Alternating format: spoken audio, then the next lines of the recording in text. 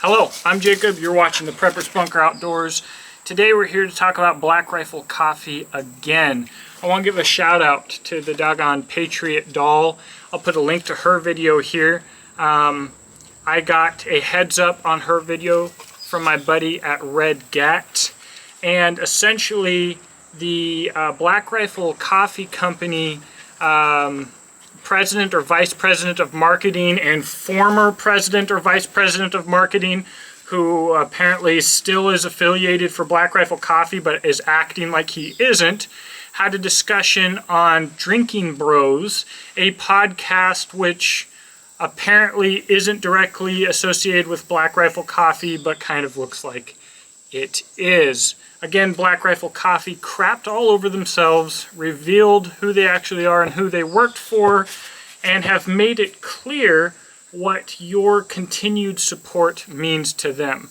Now, this is a quick synopsis of her video. She did an excellent job. I encourage you to go check it out. She will have more links and video clips than I will have. However, she mentioned that they talked about needing to have served your country, having had to be a combat veteran to have an opinion on the topic. And so here we are. I served in Afghanistan 2009-2010 as an airborne infantryman with the 173rd, got my CIB, returned and received small arms fire. Did a lot of missions with ODA and PSYOPs and got to do some cool stuff. Of course, 99% of it was boring, but you know, you get 1% of coolness. And so here we go. I want to start out by saying, because most people don't have the attention span to watch to the end, the point of all of this is twofold. Number one, these guys that represent Black Rifle Coffee are not outliers in the veteran community. I wish that they were, but they are not. And number two, the most important point, is corruption starts from within. It's very difficult to corrupt anything from the outside. Therefore, if you want to corrupt something, you do it from the inside. And that is what, no, get your nose off my stuff. That is what Black Rifle Coffee is. That is what a lot of other companies are as well. They mentioned that their prime marketing, their prime, come on, doggone, market is people who didn't serve but sympathize or relate to those who did. And yet they go out of their way to make fun of that type of person and call them morons and stuff like that. So essentially, we've got some elitism going on. And they think that you're too stupid to make a difference or to do anything except for to buy their coffee because they are using your affinity to veterans, veteran problems, and honor against you to make money. For who? Let's talk about that. So first off, a lot of what originally started this was Black Rifle Coffee distancing themselves from Kyle Rittenhouse because Kyle Rittenhouse wore a Black Rifle Coffee t-shirt. Partially that would be fine. This is the kind of situation that Black Rifle Coffee should be supporting if they actually care about their oath to defend the Constitution against enemies, foreign and domestic, being that under the supreme law of the land, Kyle did absolutely nothing wrong and should be applauded for smoking some pedophiles and stuff like that, which the veteran community, even while condemning Rittenhouse, still acts like they're behind, generally. But that's what got it started. What that led to was finding out about Evan Hafer's donations to Act Blue and to communists, which he said was as a joke, and of course he put his foot in his mouth and made an idiot out of himself for that. And then down the road now we have more contributions from Black Rifle Coffee to Act Blue and to the Biden Victory Fund and all sorts of other things. So, you know, when Trump was making Black Rifle Coffee money and getting them where they needed to go, they act like they liked them.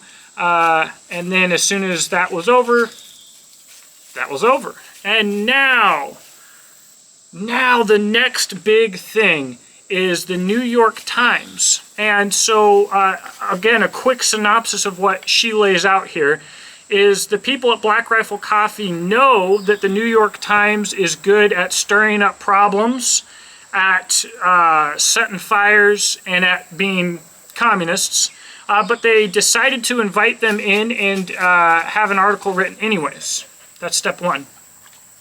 Step two, the New York Times writes the article. Evan Hafer himself reads and posts the article on Twitter, so he's advertising the article. And then 5 days later, when everybody kind of realizes what dirty doggone communists they are, he pulls it down and says it's all a mistake and it was a slander article and they're just trying to destroy us. And then later in this podcast, they say that we are stupid and it's our fault for believing the New York Times article that we normally would not believe only when it comes to them.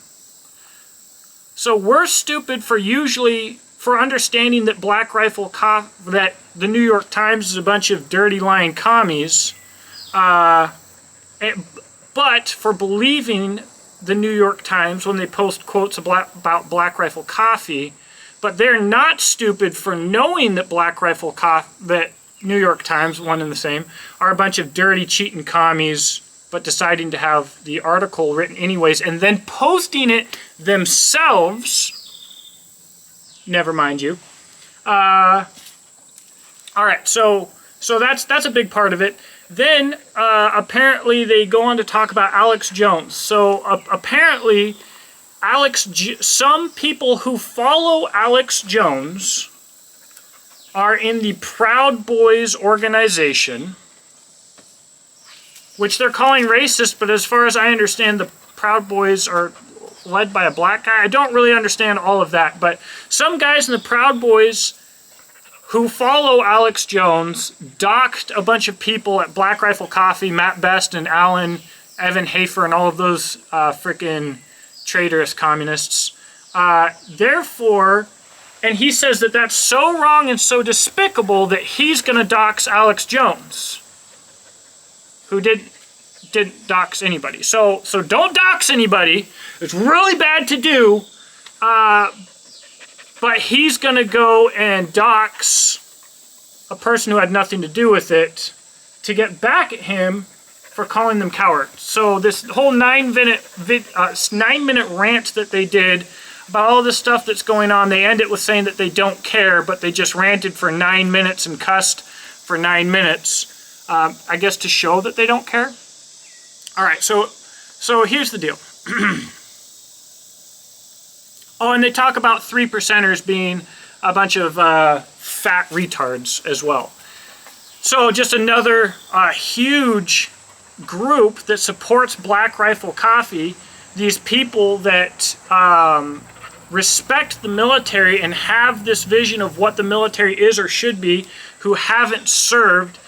They make fun of them repeatedly, especially Matt Best, and calls them LARPers and all of this other stuff.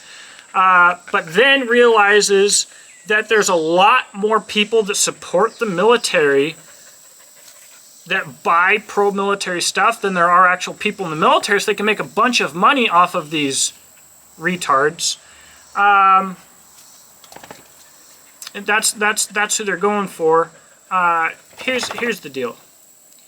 Matt Best, Evan Hafer, all they have done is shown that they are exactly what they look like. We have a group of door-kicking retards who worked for the government, who have been propped up by the government and by NWO banks and elitist organizations, which that was his first excuse for Kyle Rittenhouse, is we have to keep the banks happy. We owe all this money to the banks, and it's all about the banks, and it's the banks' fault. All right, so all of these, elitists and banks and stuff like that, they have to keep them happy. So basically what you have is you have a bunch of military veterans who are CIA intergovernment douchebags who are just absolutely too stupid to do a doggone thing right besides drink and make jokes about tits.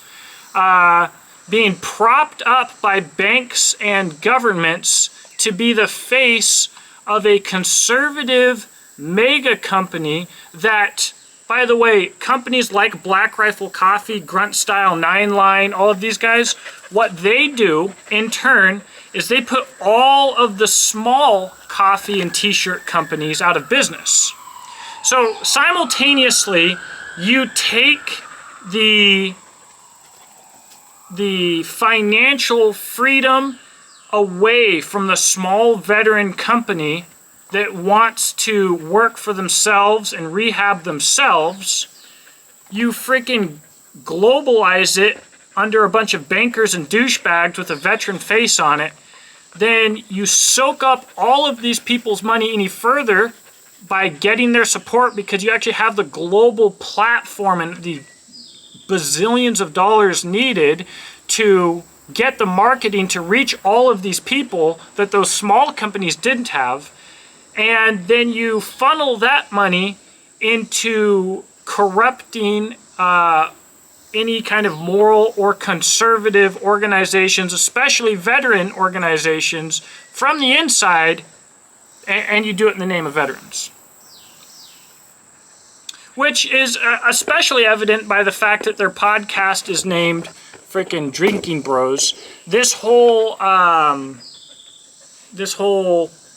social norm of veterans being drunk, womanizing retards does nothing but weaken and demoralize the veteran community as a whole, and continues to separate them further from their oath to defend the Constitution against all enemies, foreign and domestic. From one veteran to another, Evan Hafer, Matt Best, all of these guys piss on their oath. They are the enemies of the Constitution.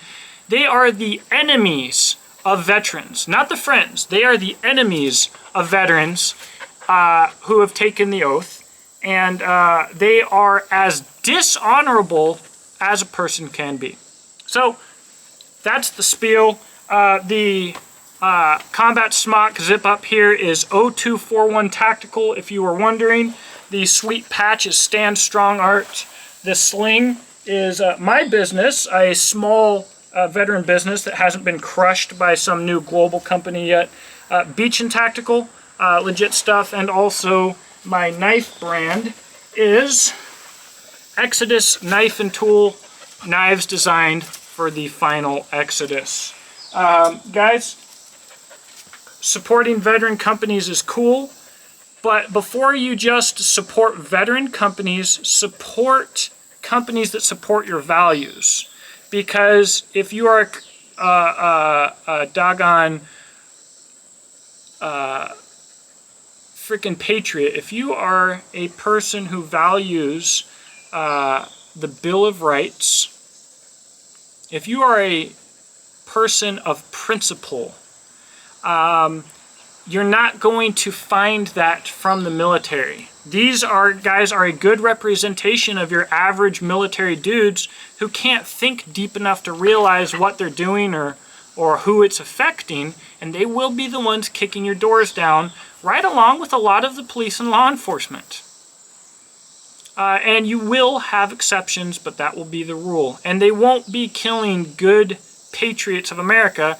They will be kicking in the doors and killing freaking domestic terrorists who are a danger to our democracy. And they'll believe it. And, you know, you probably will too, because that's how controlling the narrative works. Have a blessed day. I'll talk to you in the comment section below.